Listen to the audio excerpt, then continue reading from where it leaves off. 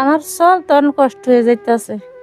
হ্যাঁ, তিনটা মেয়ে তো তিনটা মেয়ের ইস্তারি দিতে পারি না, পরের বার তো বুঝে নাই কত পরে পর কোনোদিন আপনা নেই যে মেয়েরা কথা শুনতেছে, গাড়ি ভাড়া টাকা লোন যাইতে পারি না, ইফতাই টিফতাই কিনতেও পারি না, নিতেও পারি না। ওই যে ঘরও ভাঙি পরে আর পরে বাড়ি দেখেন ভাঙিয়ে রয়েছে, একটু টাকা পয়সা লে আপনার ঘর দরজা কেন বা করতে পারি না। আসসালামু আলাইকুম। আমরা এসেছি আজকে টিম রবা ফাউন্ডেশনের পক্ষ থেকে। ওনার এখানে আমি আরো 2 মাস আগে আসছিলাম, আমরা কিছু ত্রাণ দিয়েছিলাম। তো আর ওনার হাজবেন্ড মারা গেছে প্রায় 1 বছর উপর হয়েছে। মানবতা জীবনযাপন করতেছে, চলতে অনেক কষ্ট হইতেছে। সবাই যদি সহযোগিতার হাত বাড়িয়ে দেন তাহলে উনি চলতে পারবে, ভবিষ্যতে ভালো জীবনযাপন করতে পারবে। তো আমরা আজকে আবার এসেছি যে রমজান ইফতার সামগ্রী দেওয়ার জন্য ওনাকে, যাতে আপনারা দেখে অনুপ্রাণিত হন আর সহযোগিতার হাত বাড়িয়ে দেন, আরও এরকম যাতে আমরা দিতে পারি, বিভিন্ন গ্রামে গ্রামে বাড়ি বাড়ি দিতে পারি। আপনারা সেই জন্য সহযোগিতা এগিয়ে আসুন। তো আন্টি, আপনি এখন কিভাবে চলতেছেন? আমার চল তখন কষ্ট হয়ে যাইতেছে। হ্যাঁ, তিনটা মেয়ে তো তিনটা মেয়ের ইস্তারি দিতে পারি না, পরের বার তো বুঝে নাই কত পরে পর কোনোদিন আপনা নেই যে মেয়েরা কথা শুনতেছে, গাড়ি ভাড়া টাকা লোন যাইতে পারি না, ইফতাই টিফতাই কিনতেও পারি না, নিতেও পারি না। ওই যে ঘরও ভাঙি পরে আর পরে বাড়ি দেখেন ভাঙিয়ে রয়েছে, একটু টাকা পয়সা লে আপনার ঘর দরজা কেন বা করতে পারি না। নানারা যদি 10 একটু হেল্প করতেন তো আমি আর কি একটু সুন্দর ঘর দরজা একটু করতে পারতাম। আহ, তো দর্শকবাসী যারা আপনারা দেখতেছেন, আপনারা তো এখন বুঝতেই পারতেছেন আসলে উনি খুব সমস্যাটা আছে, নিজ মুখে বললো। আর ওনার মেয়ে আছে, মেয়েদের বাড়িতে ইফতারি দিতে পারতেছে না। তো আপনারা যদি সহযোগিতার হাত বাড়িয়ে দেন, আপনারা অনেকে হয়তো বা জানেন না যে উনি একটু সমস্যার মধ্যে আছে। যারা আশেপাশে আছেন বা দূর দূরান্তে আছেন, যা আমাদের অনলাইনে দেখতেছেন, তারা একটু সহযোগিতার হাত বাড়িয়ে দিবেন। আর ওনার ঘরটাতে বেশি সমস্যা, যেহেতু ঘরে থাকতে অসুবিধা, ঘর একটু দেখাও, ওই যে ফাঁক ঘরটা পুরো ভেঙে রয়েছে, উনি করতে পারতেছেন না। আপনারা যদি সহযোগিতার হাত বাড়িয়ে দেন তাহলে হয়তো বা ফাঁকঘরটা হবে। ফাঁকঘরটা যদি একটু হয় তাহলে তিনি এখানে রান্না বান্না করে একটু আরাম পাইতেন। কিন্তু এখন যে ফাঁকঘর আছে, এখানে বৃষ্টি হলে কিন্তু কি ভিজে যাবে। হয়তো বা এখন শীতকাল দেখে তেমন একটা সমস্যা হইতেছে না। তো আর আহ, ওই যে ওনার একটা বাচ্চা আছে, পড়াশোনা করে। তো আমরা তিন ফাউন্ডেশন পক্ষ থেকে ওনার কিছু একটা দিই তারে, তুমি ধরো, তুমি কিছু খাও, হ্যাঁ।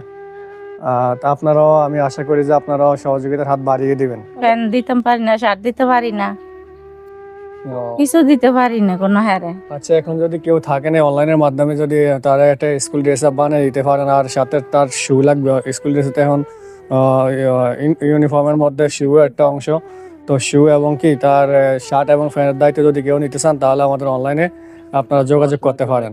আর পড়াশোনা যদি কেউ দায়িত্ব নিতে চান তাও নিতে পারেন। আমরা যদি এরকম সমাজে যারা একটু এতিম অসহায় আছে, তাদের পড়াশোনার দায়িত্ব আমরা নিতে পারি, তাহলে হয়তো বাকি এই দেশের মধ্যে মূর্খ কেউ থাকবে না। একটা সময় শিক্ষিত সবাই দেশটা আরও উন্নত হবে, সারা বিশ্ব প্রতিনিধিত্ব করতে পারবে। তো আমি আমার এই বক্তব্য বলে শেষ করলাম। ধন্যবাদ। তো আমি এই পর্যায়ে মাসুদ ভাইকে অনুরোধ করবো যে ওনার হাতে আজকে আমাদের যেই এতিম বাবা ফাউন্ডেশনের পক্ষ থেকে যে ইফতার সামগ্রীটা ওনার হাতে তুলে দেওয়ার জন্য আমি অনুরোধ করছি মাসুদ ভাইকে।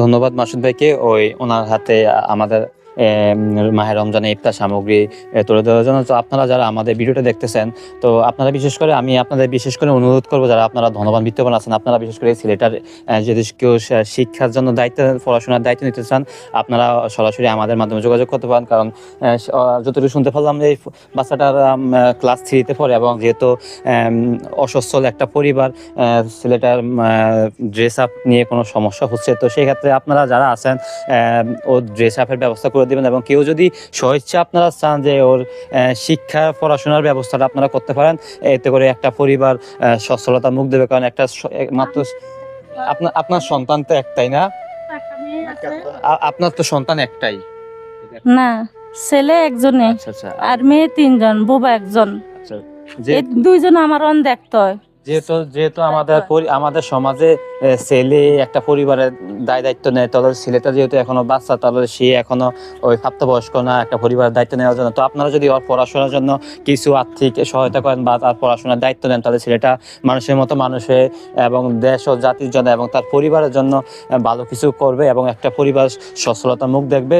তো আশা করি আপনারা আমাদের ভিডিওটা বুঝতে পারছেন আমরা আমাদের থেকে কি মেসেজ দিচ্ছি।